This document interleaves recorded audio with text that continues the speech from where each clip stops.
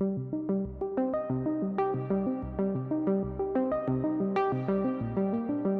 DSR stands for Defence Strategic Review. This is a review that the new Labor government has announced, essentially looking at pretty much all aspects of the Defence Department, including what we are meant to be buying, what we're buying it for, whether we can do it faster, how much money we need, what kinds of things we need to support that force. So it's actually a very big project. The leads of the review are Stephen Smith, who is a former Labor Minister for Defence from about a decade ago from the last Labor government, and Angus Houston, or Sir Angus, who is a former Chief of the Defence Force, very long and distinguished career in Defence. I believe he joined Defence back in 1970 or 71 as a pilot in the Air Force and rose through the ranks to be the Chief of the Defence Force. So two people with very deep experience in defence, but coming from quite different backgrounds. So a service person and a politician.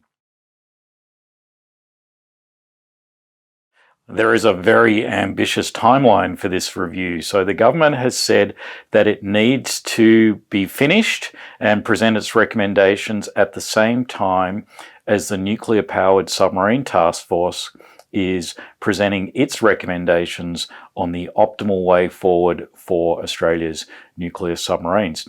So that timeline was 18 months after the initial AUKUS announcement, which was September of last year. So do the math, and that gets you to March next year. So those two major pieces of work are going to present their recommendations at the same time, and they're aiming for March. So if you look at all the things that the review is meant to do, the DSR, that is, it's a big body of work to do in not much time. Well, that's the $64,000 question, isn't it? So we had in 2020 the Defence Strategic Update that the previous coalition government put out. That made some pretty, I think, hard-hitting observations about the world and where we were in it. So it said that essentially the Australian Defence Force didn't have the right mix of capabilities.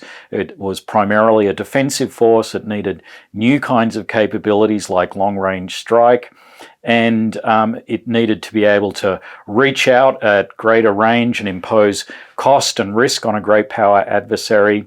But another key thing it said was that we no longer had 10 years of warning time for potential major conflict involving Australia. So what it really said is we needed a whole bunch of new capabilities and we didn't have much time to get them. But then when you looked at the force structure plan, so the shopping list that underpinned the 2020 strategic update, it kind of looked like business as usual. So the same old projects that had been in the plan for a long time, very long time frame, so submarines and ships that weren't coming until well into next decade. So there was a big misalignment there, which many people, including ASPI, pointed out. So hopefully this latest review is an attempt to kind of fix that misalignment. Well, the first things that we're not going to see out of it, the government has said that nuclear submarines are not up for reconsideration. It's suggested that the Hunter-class frigate program is not going to be cancelled. So those are the two biggest projects that Defence has. So already the review team's freedom to make new choices has been somewhat constrained. But what will we see? Well, the terms of reference have a pretty tight time frame for what they should be looking at. So normally these strategic reviews are looking out 20 or 30 years. The terms of reference for this review say we're looking out to 2032, 33, so the next 10 years. So, you know, that they're looking to get new stuff in what is for Defence a pretty quick time frame. So what does that mean? Well, I suspect the review team will be pushing Defence to pursue autonomous systems much more rapidly. So defence is starting to get into that space, but I suspect the review will suggest they do a lot more. I think there will be a focus on what we call the smart at the many, so smaller disposable systems rather than exquisitely expensive large platforms that defence normally gets. Again, it's going to be hard if some of those big, expensive, crude platforms aren't up for reconsideration. That said, I think when we're looking at a budget of this year, $48.6 billion a year, and that's going to grow over the coming decade, there is money there for defence to try some new and different things. Well, I think the submarine capability gap will be a very high priority for the review team to address. What we know is that whatever schedule we get the nuclear submarines on, it's probably going to be at least close to 20 years until we have any useful nuclear submarine capability, and probably 30 to even 40 years before we have the complete capability. There's no way that we can keep the Collins-class submarines going that long as a viable capability. So what are the options? A lot of people are pushing for a new conventional submarine.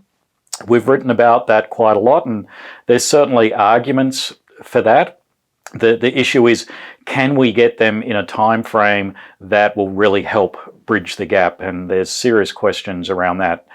My own view is perhaps now it's time to start looking beyond submarines. So by all means, keep pursuing the nuclear submarines, but if we're trying to fill the gap, I think perhaps it's time to look at other kinds of systems. And so what would they be? Well, there's the Loyal Wingman, now known as GhostBat, so an Australian-designed autonomous aircraft that has potentially quite long range, so you could turn that into a long-range strike aircraft. But another option, and I know this is one that sort of people think is a little outside the box, but to me that would be to acquire a long-range bomber, and really the only thing that's viable at this point in time is the B-21 bomber that the United States Air Force is currently developing. So you might say, well, Marcus, you're an advocate for the small, the smart, and the many. You're a bit skeptical of these huge mega projects. Why are you advocating for another huge mega project that's probably going to cost in the order of $25 to $30 billion? That's a good question. My view is that a lot of the things we want submarines to deliver can be delivered by a platform like the B-21. So, for example, if we want submarines to sink enemy ships at long range from Australia, a bomber like the B-21 can do that as well.